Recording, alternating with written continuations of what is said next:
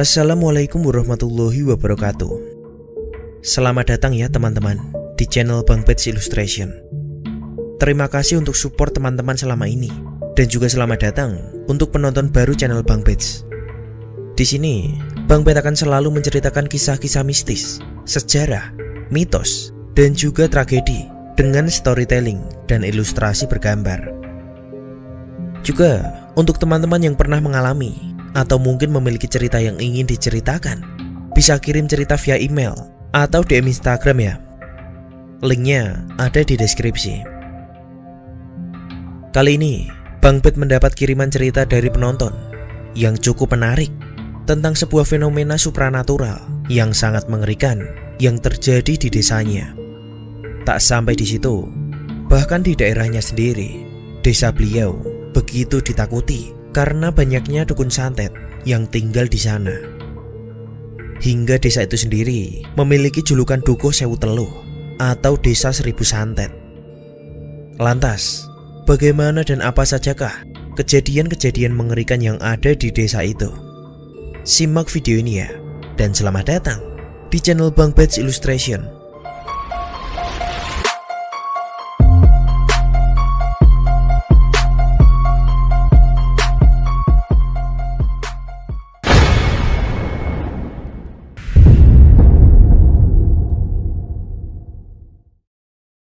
Sebelumnya, Bang Pets ucapkan terima kasih kepada Bang Oji Pamungkas karena sudah mengirimkan cerita ini.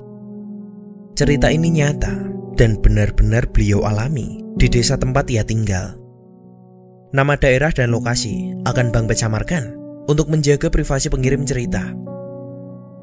Halo, namaku Oji. Aku mau cerita tentang peristiwa yang terjadi di desaku. Aku tinggal di suatu desa di sebuah kota kecil yang berada di Jawa Tengah. Nama desaku tak bisa aku sebutkan. Sebut saja Desa B yang berada di kota P, Kabupaten G. Desaku memang terkenal dengan ilmu hitamnya hingga disegani oleh desa-desa tetangga. Tentu saja karena masyarakatnya terkenal akan ilmu hitam seperti misalnya santet hingga pesugihan. Cerita ini kira-kira terjadi pada tahun 2009 hingga tahun 2010. Dan waktu itu aku masih sekolah, tepatnya kelas 2 SMA.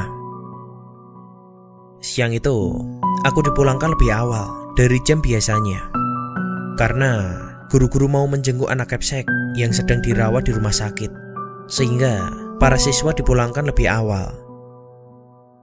Karena waktu itu aku sedang puasa, jadi aku tak ikut teman-teman nongkrong dan memilih untuk langsung pulang ke rumah. Ya, aku memang sering puasa Senin Kamis, dan waktu itu tepat hari Kamis. Aku masih ingat, karena waktu itu aku memakai seragam batik. Ketika aku sampai di depan rumah, aku melihat ada banyak tetanggaku sedang berkumpul di rumah tetangga yang hanya berjarak 3 rumah dari rumahku. Sebut saja pemilik rumah itu, Mbah Karto dan Mbah Karti. Setelah aku parkirkan motorku, aku pun menghampiri rumah Mbah Karto dan aku pun langsung masuk untuk melihat apa yang terjadi. Betapa terkejutnya aku ketika melihat Mbah Karto sudah meninggal dalam keadaan seperti bersujud, tapi dengan kondisi yang mengenaskan. Lidahnya menjulur dan juga berlumuran darah dengan beberapa paku dan gulungan hitam yang berisi rambut dan silet sebesar jempol kaki. Sebenarnya peristiwa seperti ini sudah biasa terjadi dan bukan hal yang aneh lagi di desaku, karena memang banyaknya warga pemilik ilmu santet atau ilmu teluh. Sedangkan Mbah Karti, aku lihat hanya menangis sambil ditenangkan oleh beberapa tetangga. Di depan, para tetangga sedang berbicara dengan nada berbisik. Mereka berkata, "Iki mungkin sebab wonge nglanggar pantangan saka gurune," ucap salah satu warga. Entah apa maksud dari ucapan tersebut, aku pun tak paham.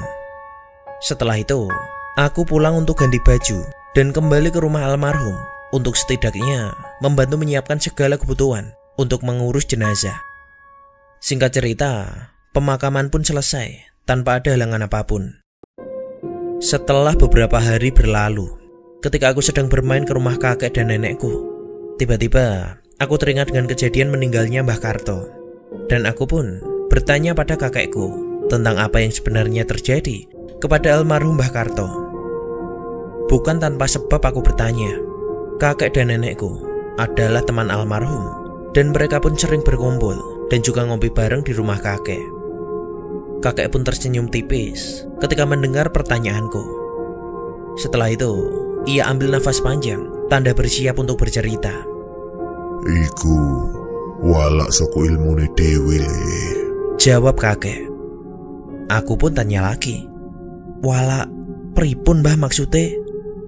Karto wis nglanggar opo sing dadi pantangan soko ilmune, jawab kakek lagi. Nalika wong ilmu iki mesti ana pantangan sing pamali dilakoni le. Nek tetep nekat, yu bisa nyowo sing dadi gantine, tambah kakek. Setelah beberapa waktu kakek bercerita, akhirnya aku menangkap semua peristiwa yang terjadi pada Mbah Karto. Ternyata, dulu semasa muda, Mbah Karti, kakekku, dan satu orang lagi bernama Mbah Diman adalah teman satu perguruan di mana mereka semua bersama-sama mendalami ilmu kebatinan. Sebenarnya, perguruan mereka sendiri lebih fokus dalam praktek pengobatan alternatif. Walaupun ada juga ajaran untuk mendalami ilmu teluh, santet, pelet, penglaris, dan juga pesugihan. Namun, semua itu tergantung permintaan si murid. Guru besar pun tak pernah memaksa murid-muridnya. Singkatnya, setelah cukup lama mereka belajar, hanya Mbah Karto dan Mbah Diman lah yang masih mendalami ilmu-ilmu kebatinan tersebut.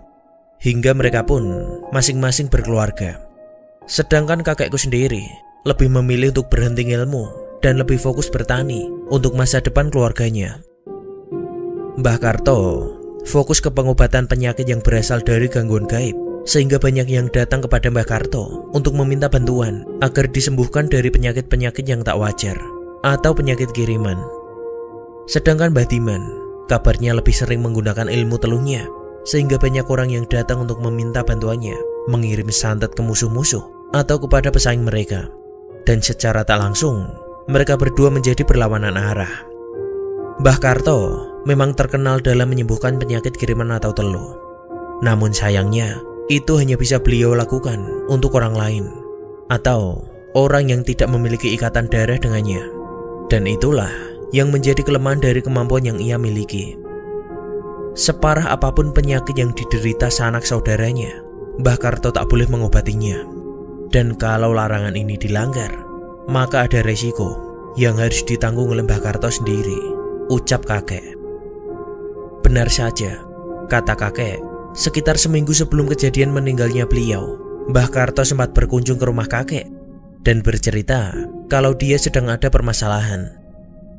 Mbah Karto bercerita kalau sekitar 3 bulan yang lalu, ada seorang wanita yang datang ke rumahnya untuk meminta bantuannya menyembuhkan suaminya yang sedang sakit. Wanita itu sendiri tak jauh dari desa kami, hanya beda kelurahan. Setelah Mbah Karto terawang, ternyata ilmu santet itu tak asing bagi Mbah Karto. Santet iku ora mung nyerang rogone, tapi yo pikirane, ucap Mbah Karto kepada kakek. Lalu kakek bertanya, terus opo sing mbok maksud iku santete Diman? Tanya kakek. Mbah Karto pun hanya menjawab, mungkin wae, nanging aku durung semastike nek teluh iku bener-bener saka Diman apa dudu, ucap Mbah Karto. Sekarang mari kita mulai cerita tentang kasus satu ini. Wanita itu bernama Tina. Ia adalah ibu dari 2 orang anak dan istri dari seorang penjual makanan khas dari daerah itu. Sebenarnya, makanan ini cukup menjijikan untuk sebagian orang yang mungkin merasa geli dengan binatang ini. Suike adalah nama masakan ini. Masakan olahan dengan bahan utama daging katak yang menjadi primadona kuliner bagi sebagian orang. Oleh karena itu, tak ayal harganya juga cukup mahal. Tak hanya untuk lidah orang daerah, untuk orang Chinese pun, masakan ini menjadi salah satu daftar makanan teratas yang cukup digemari. Sang suami sendiri bernama Doni. Ia adalah bekas chef di sebuah hotel ketika ia masih merantau di kota. Namun, setelah sang istri melahirkan anak keduanya, Doni pun memutuskan untuk pulang ke kampung dan memulai usaha kulinernya sendiri dengan keahlian yang ia dapat selama merantau. Dengan skill memasaknya, tak sampai 2 bulan, restoran milik Doni mampu menarik banyak pelanggan dan mereka semua sangat menyukai masakannya. Terlebih untuk menu utama resto ini, yaitu suike kuah pedas. Tak hanya dari daerah, kelezatan serta keunikan masakan Doni mampu menarik pembeli dari luar daerah. Bersama Tina dan 2 orang karyawan, Doni menjalankan bisnis restoran ini. Dan karena saking larisnya, Doni berencana untuk menambah pegawai lagi karena Tina sendiri juga tak bisa sepenuhnya membantu karena ia masih harus fokus kepada anak bayinya. Ia hanya sesekali membantu di kasir. Namun sayang, kesuksesan Doni tak berlangsung lama. Restoran yang menjual makanan khas dari daerah itu bukan hanya milik Doni. Tepatnya, tak sampai 1 kilo dari resto baru milik Doni, ada resto dengan menu yang sama, sudah berdiri cukup lama. Pak Joko adalah nama pemiliknya. Sudah kurang lebih 20 tahun, ia bergelut dalam dunia kuliner. Dan selama itu pula, ia menjadi restoran pilihan utama untuk orang-orang yang ingin mencicipi masakan berbahan kata hijau itu. Sebenarnya, cukup banyak orang yang ingin mencoba peruntungan yang sama di sekitaran jalur utama itu. Namun entah kenapa, tak ada resto yang bertahan lama.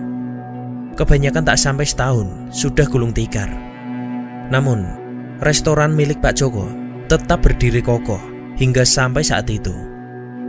Namun, semua keberhasilan Pak Joko seakan runtuh seketika setelah resto milik Doni berdiri. Dengan skill memasak dan bumbu rahasia racikannya, ia mampu mencuri seluruh pelanggan yang sebelumnya selalu makan di resto milik Pak Joko. Dan keberadaan Doni tentu membuat Pak Joko tak senang. Selama hampir sebulan ini, hampir 90% pelanggannya berkurang drastis. Dan hal ini diketahui Pak Joko setelah seorang karyawannya melapor telah melihat ada restoran baru yang tak jauh dari sana. Restoran baru itu juga sangat ramai, hingga bahkan sering menolak pembeli. Dan pembeli yang ditolak itulah yang pergi ke resto Pak Joko. Hal ini tentu saja membuat Pak Joko sangat geram.